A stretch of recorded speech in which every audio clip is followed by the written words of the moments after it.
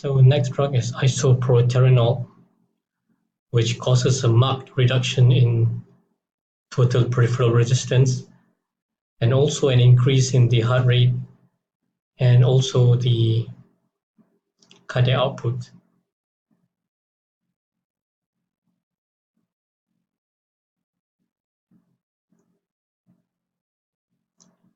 And this drug is an agonist at all beta receptors. Therefore, it does not cause vasoconstriction of the vascular smooth muscle, the alpha 1. So it's an agonist at all beta receptors, does not lead to vasoconstriction of the vascular smooth muscle, the alpha 1.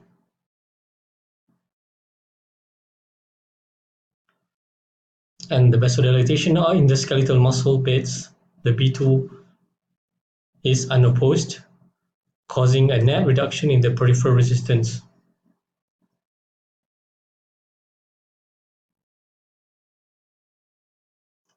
So it does not cause vasoconstriction of the vascular smooth muscle.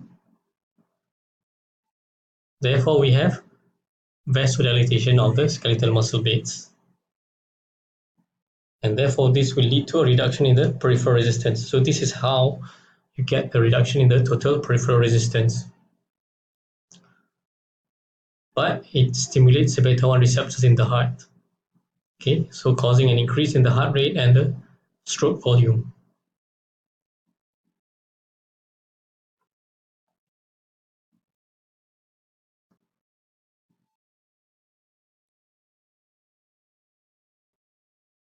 So this is a table that shows the various transporters. We have the NET, the net norepinephrine transporter. We have the extra neuronal monoamine transporter, EMT, and then we have the vesicular monoamine transporter. Okay, norepinephrine transporter, the monoamine transporter, and also the monoamine transporter, which is vesicular. So this shows you how for the NET, it's more specific for noradrenaline, okay, more than the adrenaline and more than the isoprenaline. Okay, for this one, it's more for adrenaline, followed by noradrenaline and isoprenaline. But for vesicular monoamine transporter, it's the same for noradrenaline, adrenaline, and isoprenaline. So what are the substrates for NET? Theramine, methyl noradrenaline, and adrenergic neuron blocking drugs, example guanethylene and amphetamine. Okay, so for the extraneuronal, we have the noradrenaline, the dopamine, 5-hydroxytryptamine, which is the serotonin, and then the histamine. For the vesicular, dopamine, 5-HT, guanethylene, and MPP+. So this is the same 5-hydroxytryptamine, which is serotonin.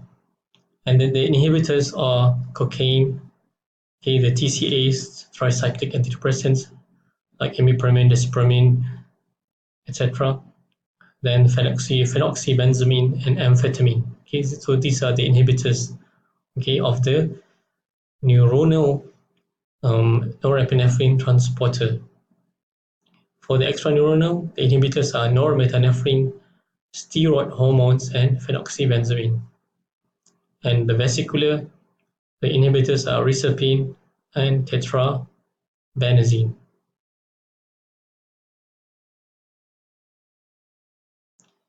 So the NET blocker, so this is a drug that was quite popular among many professionals previously, and probably not sure how rampant it is nowadays. Okay, but in those days, a lot of people, professionals, educated people, they will abuse cocaine. Okay, cocaine, which is an NET inhibitor. So this is a anyway. So distribution and action of adrenoceptors. So we have the alpha 1, alpha 2, beta 1, beta 2, beta 3, and then we have the smooth muscle. So these are the tissues. We have the blood vessels and bronchi, GIT, gastrointestinal sphincters, uterus, bladder detrusor, bladder sphincter, seminal tract, iris, radial muscle, ciliary muscle, and then the heart rate, force of contraction. So for alpha 1, blood vessels constrict, okay, bronchi constrict, GI relax, sphincters contract, uterus contract, bladder sphincter contract, seminal tract contract, iris contract.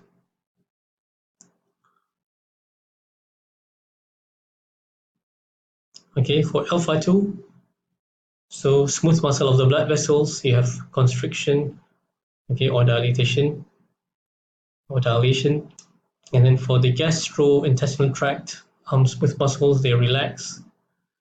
So alpha 2 has no effects on the bronchi, gastrointestinal sphincters, the uterus, bladder detrusor, bladder sphincter, spinal tract, iris, heart, no effect, okay, on alpha 2. Beta 1, nothing for the blood vessels, bronchi, GIT, uterus, bladder, seminal tract, eye, okay, but there is an increase in the heart rate and the force of a contraction of the heart, okay, so which is quite obvious. For beta 2, dilatation of smooth muscle, the blood vessels, smooth muscles in the blood vessels dilate, okay, bronchi dilate as expected, GIT relax, uterus relax, bladder detrusor relax, seminal tract relax, ciliary muscle relax, heart rate increase, okay, increases the heart rate, beta 2 stimulation, and also increase in force of contraction, okay. So there are quite effects on the heart, okay, but not, of course, not as much as the beta 1.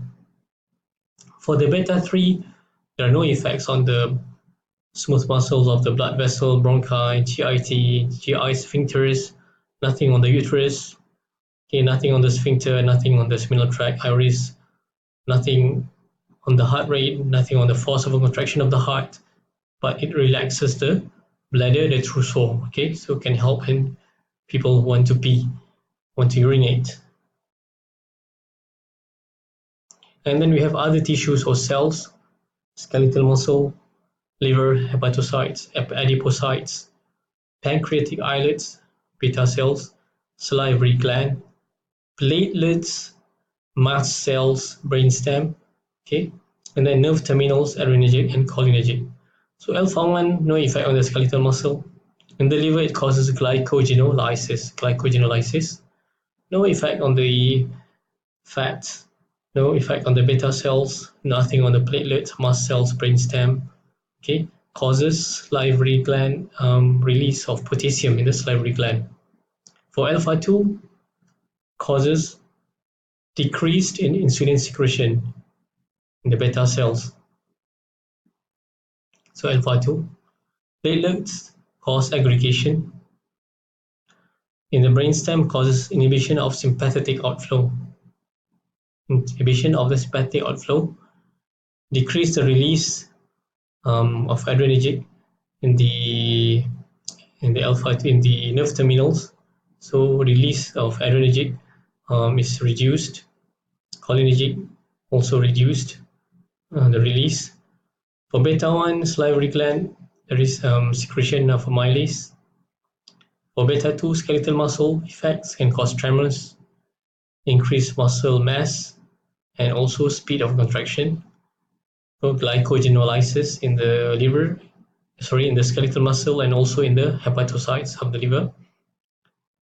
Inhibit histamine release, okay, of from the mast cells, and then increase release, okay, in the nerve terminals of the adrenergic receptor. Beta 3, thermogenesis in the skeletal muscle, in the fat, lipolysis and thermogenesis. Another picture from another diagram table from Rang and Dale, okay, a British pharmacology book. So we have noradrenergic transmission classification of adrenoceptors.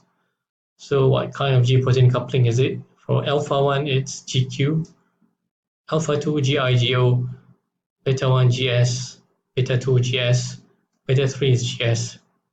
Second messengers and effectors. So for alpha 1, you'll have the phospholipase C activation, increase in inositol triphosphate. You have increase in diacyl glycerol and also increase in calcium. For alpha 2 GIGO, the second messengers and effectors are reduced CAMP, okay, reducing calcium channel opening, increase in potassium channel opening. For beta 1, increase in CMP. Beta 2 also and beta 3 are also we have increase in CMP. So agonist potency order, number 1 is for alpha 1 is noradrenaline, followed by adrenaline. For alpha 2, adrenaline followed by noradrenaline. For beta 1, isoprenaline followed by noradrenaline. Beta 2 also again isoprenaline but followed by adrenaline. And beta 3 also isoprenaline followed by noradrenaline, and then it's the same for noradrenaline and adrenaline. So what are the drugs that can act here? So selective agonists for alpha 1 phenylephrine and methoxamine, alpha 2 clonidine, beta 1 dobutamine, zalmoterol, beta 2 salbutamol, terbutaline, salmeterol, formoterol, and clenbuterol. So there are many others. And then beta 3 is mirabegron. Okay, mirabegron. So these drugs are, of course, the most important fact or the most important facts from this table. Selective antagonists, we have prazosin, doxazosin, yohimbine and idazoxan for alpha 2, atenolol, metoprolol for beta 1, and butoxamine for beta 2. So again, we have learned about reserpine. So blocks here. We go back to that table just now. So reserpine, okay, inhibits the vesicular monoamine transporter, okay, reserpine.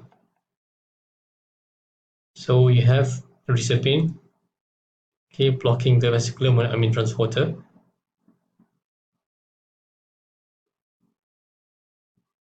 So you'll have the noradrenaline not going to where it's intended, okay. So it blocks the transport of monoamines.